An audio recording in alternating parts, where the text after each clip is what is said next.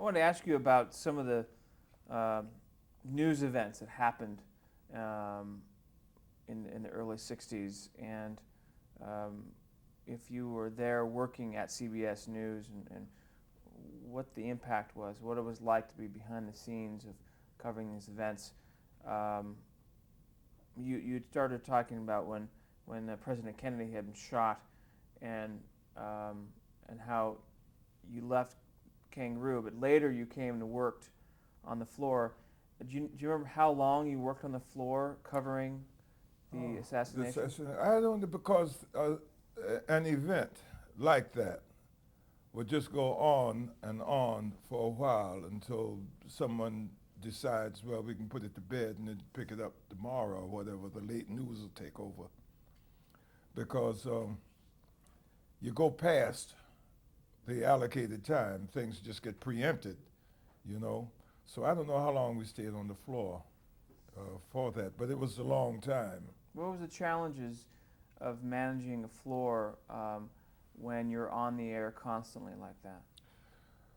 Well, you adjust because you have to stay alert because events and pieces are coming in, for example, new information's coming in. And they got to get, for example, if it's Walter, the shot may be too wide for them to get the information to him. You can see the hand coming and all that, and they try to eliminate that.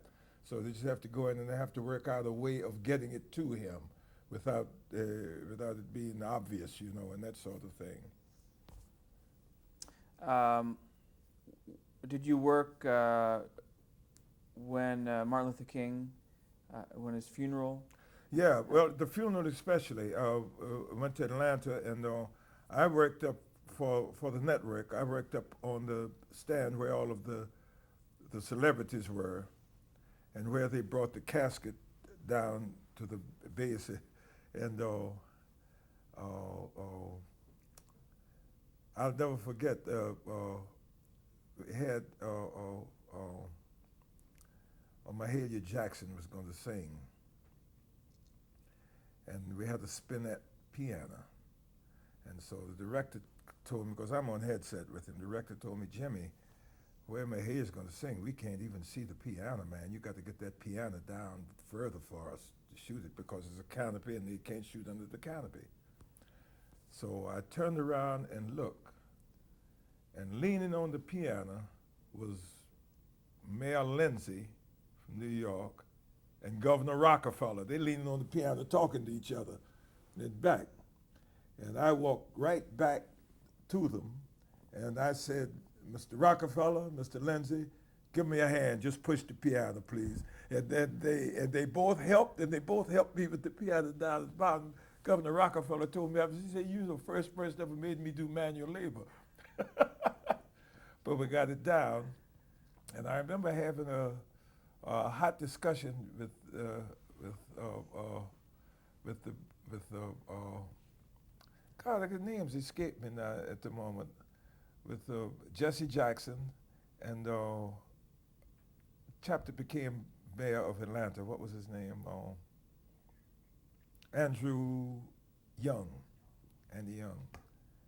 And they were standing in front of the casket. And so where they're shooting from, same as with the piano with Mahalia, they told me, said, Jimmy, we can't see the casket, man. The guys are standing in front of the casket. So I leaned out over the parapet and told her, I said, gentlemen, you have to just spread out a little so we can shoot the piano. And they told me, say, hey, look, this is our hero, man. We stand with. I said, fine, but let the world also enjoy it. The world wants to know about it too. I said, so, just stand off to the side. So I became friends with both of them since then, and we talk about it, and so on, and so on. But the guys told me Paley was back in the truck, and Paley said that man up there that's obviously directing everything up there, said get his name so we can throw soup up on him. So the guys told him, that's your stage manager. I said, oh my God. This is William Paley, Yeah, yeah. I got a picture with Paley in here too, incidentally. Yeah.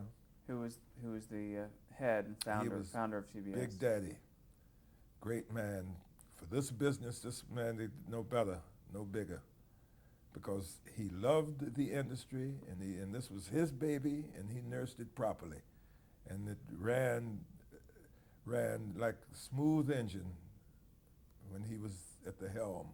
What kind of person was he? Nice, very nice person. Warm.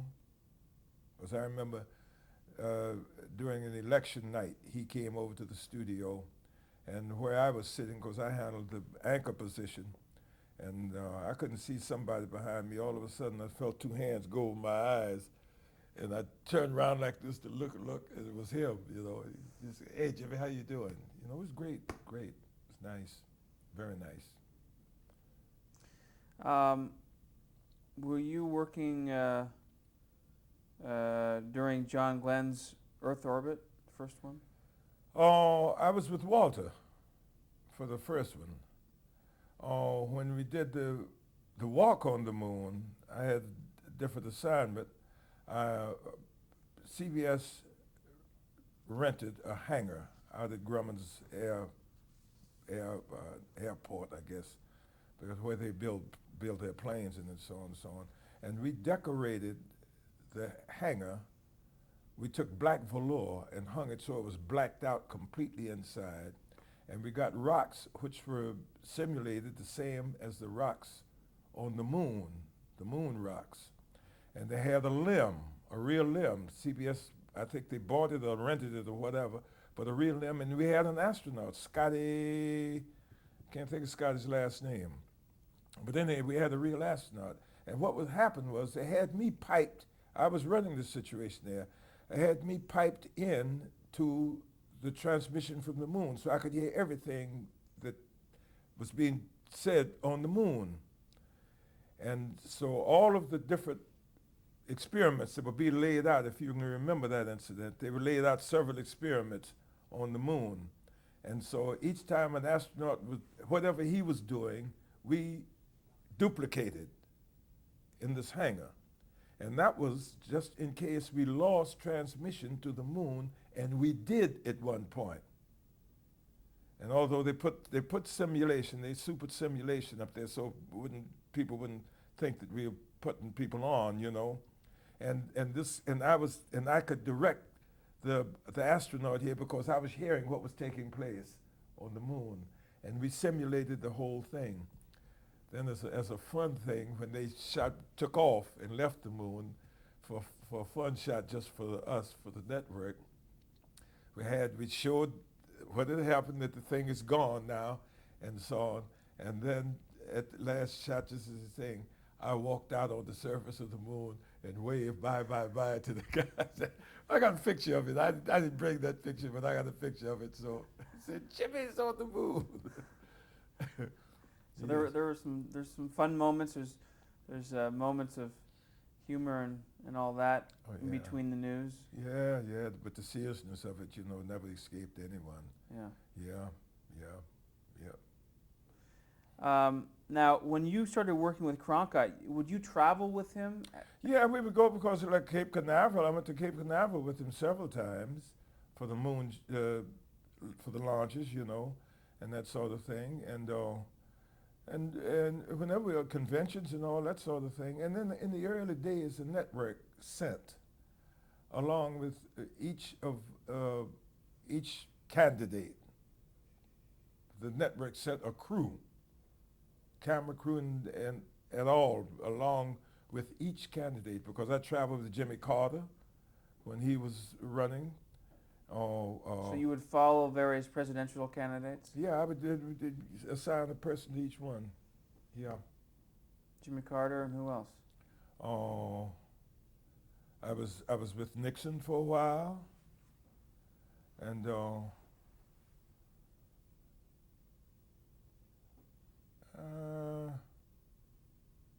can't think of other names now. People who because I'm thinking now of the people who won.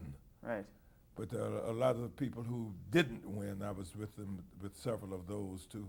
So you would follow them to go to events or speeches that they would make? Speeches, yeah, in different locations around the country. I see. And you also worked with Cronkite in various inaugurations of presidents? Yeah. Yep, I did the inauguration. I did the Nixon inauguration. I did the Carter inauguration, and did the Kennedy inauguration. Yeah. And how was that to work with? I mean, what kind Well, of experience? it's a hair-raising kind of experiment because you know you're watching history, and you know you're part of history, a part of it being done, and so on. So, and I remember being in the rotunda once, and in the rotunda was all of the Supreme Court, all of the Senate, all of the House, and I remarked to the guy next to me, I said, you know, if a terrorist should do a destruction here, I said, this whole country would be shot to pieces because I had them all in the rotunda. We were all gathered in the rotunda. So there's a lot of pressure doing those kind of. Oh, God, yes, yes. But you don't think of it as such, you know, when you've been doing this stuff, like, for example, me, I haven't been doing all of this for so long until it doesn't dawn on me anything except get the job done, what you're supposed to do, you know, and now it's supposed to be done, get it done. Now, in either a space coverage event with Cronkite or an inauguration, were you there right next to Cronkite communicating? Yeah, right, as close as I am to you. Yes. Yes. That's always been your main Yeah. duty in regards Yeah. to him. Yeah, and at first time we went to Cape Canaveral, they gave him the VIP tour for everything. And he asked me, Jimmy, you want to tag along? I said, yes, and so I went everywhere with them, and I was so astounded in the first time we went up into the building where we're at the top of the capsule, you know, that takes off, and so on. And I looked down, and I didn't realize how tall that missile was, because at that time they put the guys right on the tip end, if you recall, and they would take off. This is before the space shuttle. Yes, correct, yes. And I was there for the first space shuttle launch also. With Cronkite? Did Cronkite do that? I think Rather did that. Rather did that? I think so. I've forgotten now. I'm not sure. And I remember I crossed that little bridge that they going into, and because we went and I looked down, man, and there's something looked like about 20 or 30 stories down there. That's how tall that missile was. Wow. So it's hard to describe unless you're there. That's right. Yeah. And the vehicle that moves it around, the wheel of that vehicle, if I'm a 6-footer, you could sit another person on top of my shoulder and it would be the top of the wheel. That's how big the wheels were. Couldn't believe it. The tire was like this. Enormous. Were you there for Walter Cronkite's final broadcast? Yeah, I got a picture, as a matter of fact, of Walter. I'm the last person that he shook hands with on camera when it was going out. He stopped, and I said, Walter, you're gone. And we reached across, and I have a picture of us shaking hands. I'll show the picture after. What was that day like?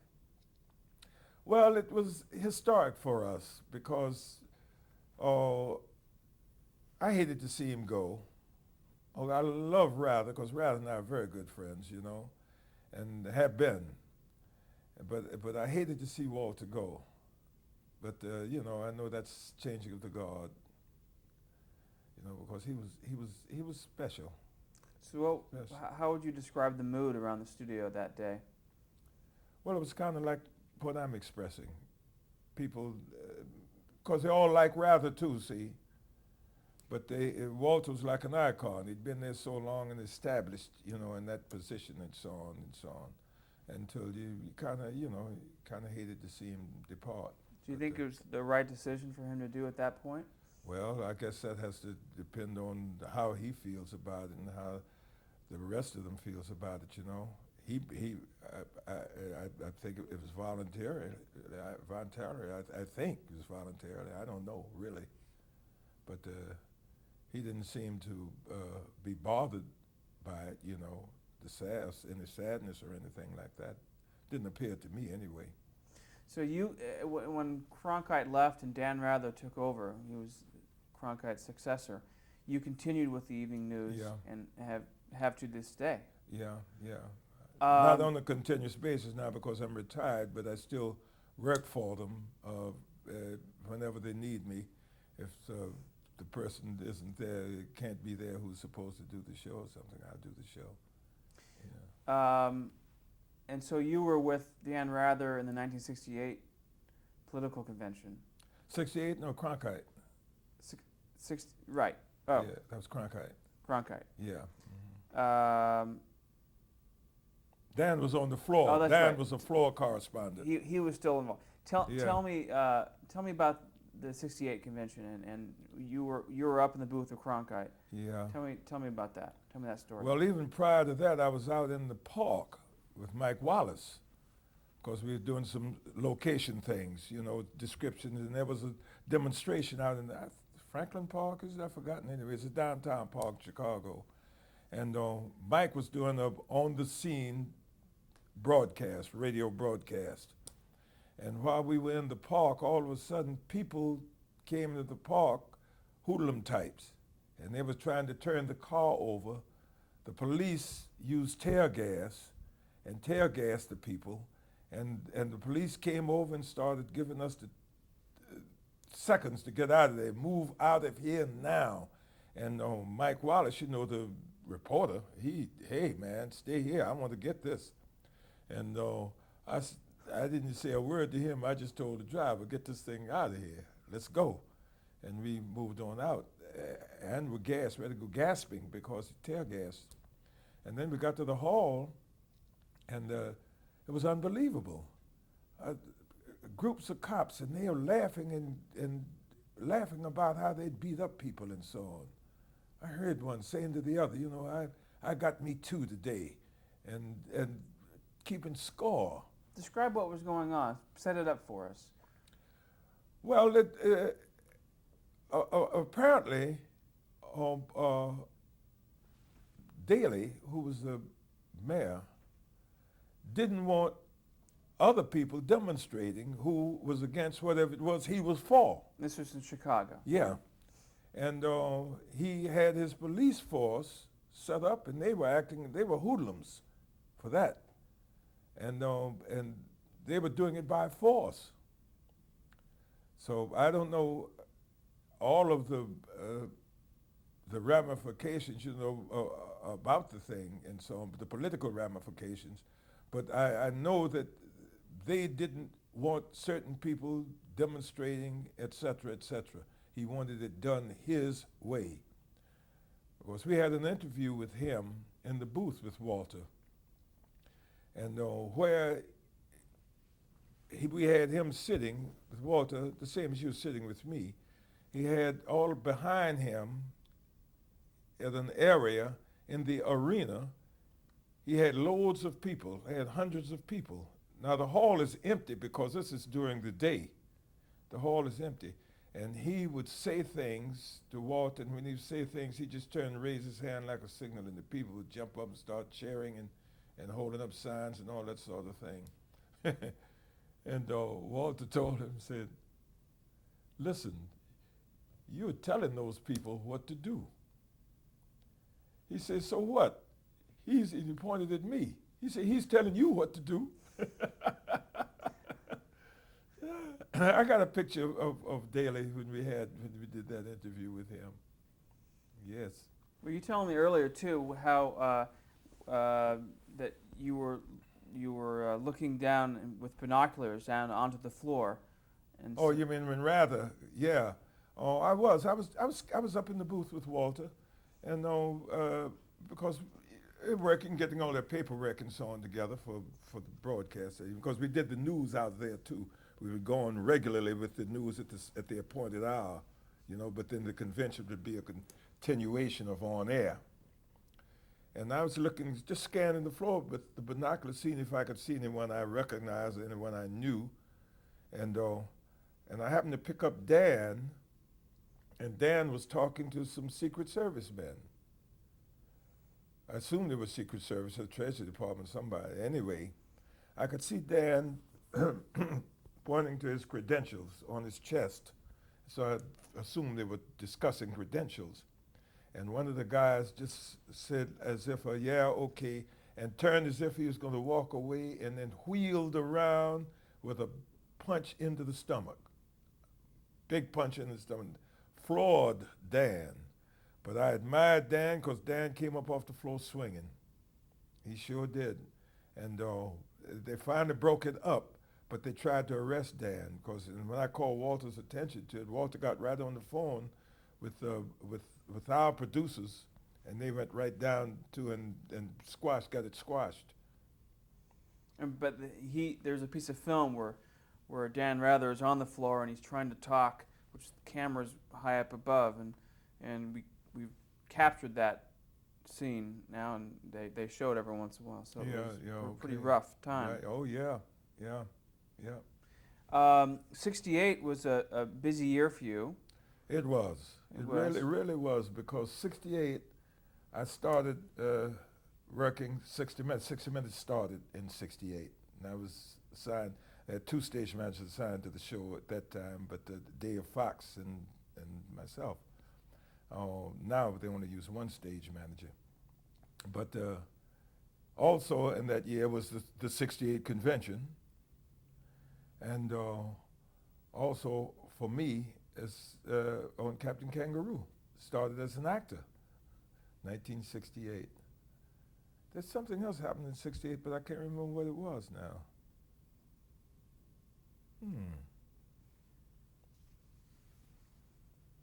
But in any event, though, that was a very eventful year for me. Yeah. Well, describe your duties at 60 Minutes. How did that differ from Kangaroo or from Evening News? Well, because it's a special thing unto itself. And at that particular time, 60 Minutes was more manual than it is today. Today, a lot of that stuff is done automatically by remote control and so on. But we had to control the correspondent, control what the correspondent's doing, control the pictures that would go behind his head that you see, the books and so on, and getting those adjusted so they were just right, and credits, the credit machine, to see that it was rolled at the proper speed and so on, to get it, because you had to still have a time limitation on what could be done, as it was an hour, you know. So it required a lot from a stage manager, but it was fun. So the correspondents was all nice people. Every one of them is nice people, you know. That the first shows that you did, who were the 2 correspondents that were anchoring the show?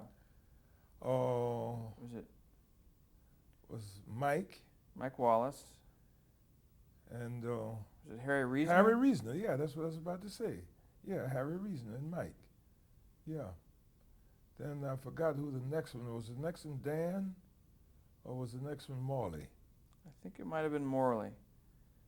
Yeah, I've forgotten the sequence. Might have been Morley, yeah. So how, in general terms, even today, unless it's changed drastically, what's the what's a typical shooting schedule for that show?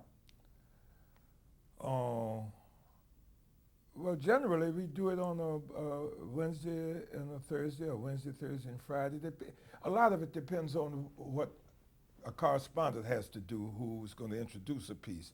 He may have to go to Jerusalem or something, you know what I mean? So they may say, hey, we were going to do him tomorrow, but we got to call him in today. And so you got to come in Tuesday and do it, you know, or someone else will come in and do it and introduce it for him, and that sort of thing. So the scheduling is sporadic. It's steady but sporadic.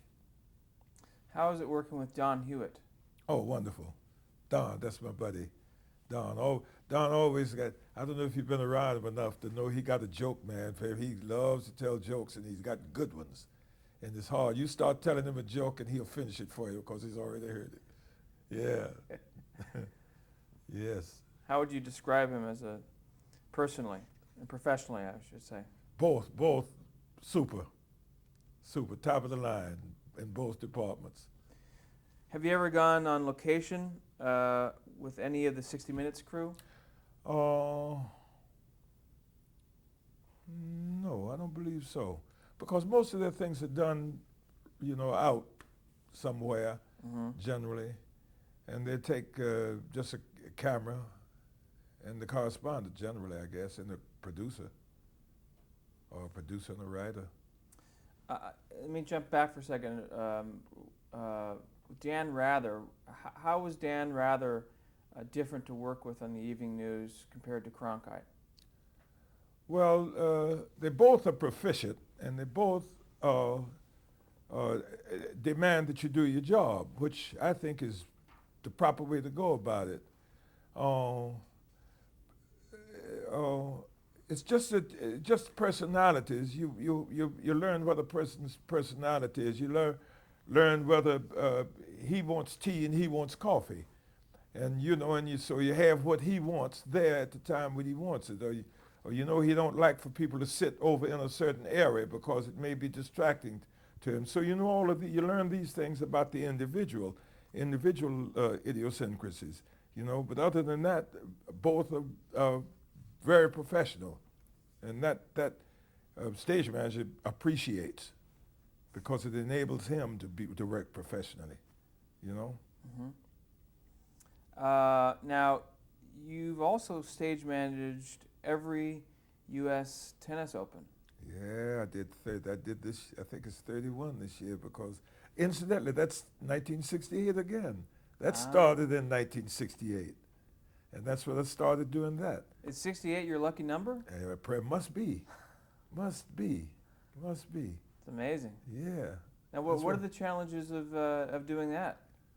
Well, you got to be alert, very alert, and you have a series of cards. You have to slide cards to them for certain things they have to get in, read in, and so on.